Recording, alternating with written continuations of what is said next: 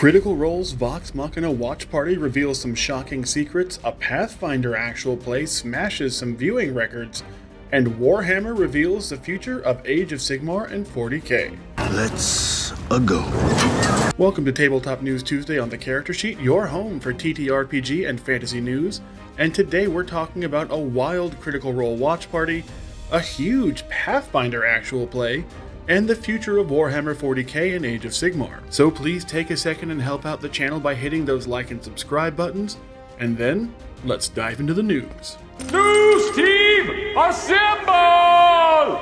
Critical Role had a huge launch party for the Legend of Vox Machina Season 3 that they streamed live on Friday, and the entire party went wonderfully off the rails from the start, with the cast revealing some pretty wild secrets as the drinks started flowing. Not only did we get to learn a lot about the process of creating Season 3 of The Legend of Vox Machina, with the members of the production team at Titmouse showing up to have a few drinks with the Critical Role cast, we also got a lot of secrets about the cast and the characters themselves, including Percy's apparently impressive bedroom techniques and genetic uniqueness. He's as hung as his full name.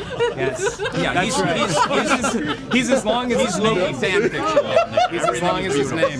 That's actually the thing. The Carnelia stuff. That's actually he didn't do anything. That's actually like there are three people. That's how When he's like, "Why did he drive me that way?" He says, "How does he know?" How does he know? Right. Smoke Demon left an impact. Orthax knew what he was doing. We also learned that Liam is finally starting to heal now that he's had an entire campaign where he's not sitting next to Marisha and her accidental elbows of doom. And we've also heard that Titmouse not only hid an unused version of the Orthax-possessed Percy in the new season of Vox Machina, but also apparently a demonic version of the Kool-Aid Man.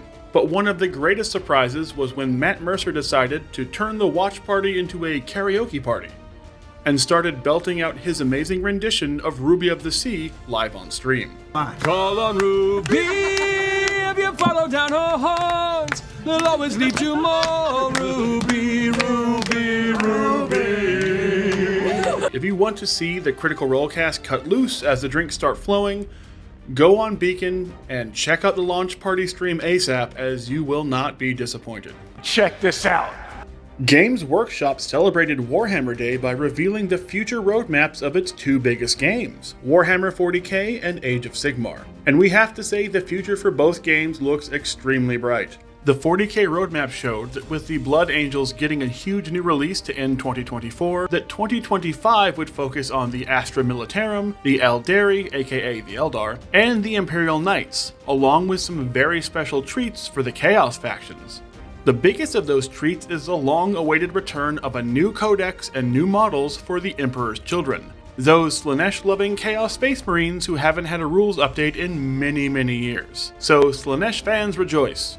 You will finally get your premier Chaos Space Marine Legion back in the game in 2025. As for Age of Sigmar, we found out that the Skaven's god, the Great Horned Rat, has officially become a Chaos god, meaning he stands shoulder to shoulder with Khorne and Nurgle. We've also found out that while every faction will get new releases in 2025, there will be a big focus on the Death factions this coming year. So Nagash fans and Soulblight stands should have something special to look forward to. And for even more details on all the new releases, check them all out on the newly updated Warhammer community site after you finish this video. The Emperor has spoken. A group of Argentinian comedians came together for a massive actual play stream that featured them running the Pathfinder 2nd Edition Starters Box adventure in a stream called Peren la Aventura, which saw over 25,000 live viewers watching at one point. This smashed a lot of streaming records for actual plays in Argentina and South America in general, and as far as we can tell from the available Twitch data and YouTube data, became the largest non-English language actual play of the year so far, and one of the biggest Pathfinder 2 actual plays of all time. What makes it even more incredible is that this group is not known for being fans of TTRPGs at all. This is a very recent hobby they've picked up, so their viewers were basically experiencing a TTRPG actual play for the very first time. And the fans apparently loved it, and specifically the character of Ricardo El Bardo, with memes about Ricardo being better than Paul McCartney exploding on social media across Argentina, once the actual play went live. So this stream was one of the biggest Pathfinder 2 actual play streams ever, with over 25,000 concurrent peak viewers and over 220,000 views on YouTube just 2 days later. So a massive congrats to the comedians behind Para en la Aventura for introducing a massive crop of new viewers to the TTRPG world and making a lot of streaming history in the process. Compelling and rich.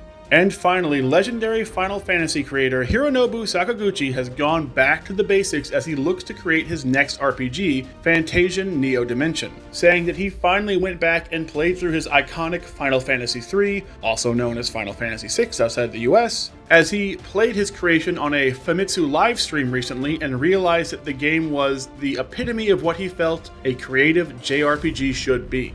That inspiration has pushed the Final Fantasy creator to try and capture that feeling and creativity of Final Fantasy VI in his new game, saying he wanted to invoke that same feeling in everyone who played it. Hironobu says he wanted that deep storytelling and strategic gameplay element to be the core of Fantasian Neo Dimension, his new game and the follow-up to the original Fantasian, which has become one of the best reviewed and most beloved iOS RPGs of all time.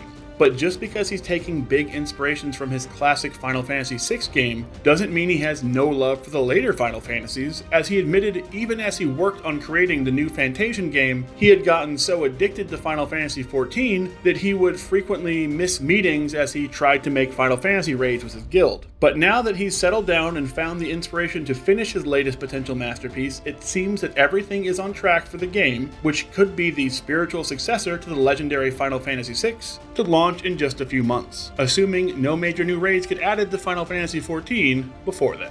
And that's all we have this week on Tabletop News Tuesday. Let us know which story was your favorite in the comments section, and don't forget to hit those like and subscribe buttons.